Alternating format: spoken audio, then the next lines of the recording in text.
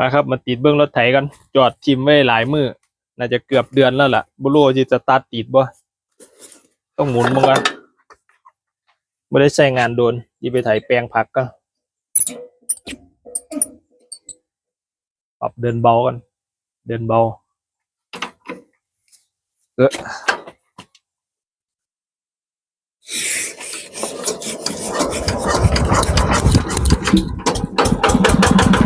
รถติดเฉย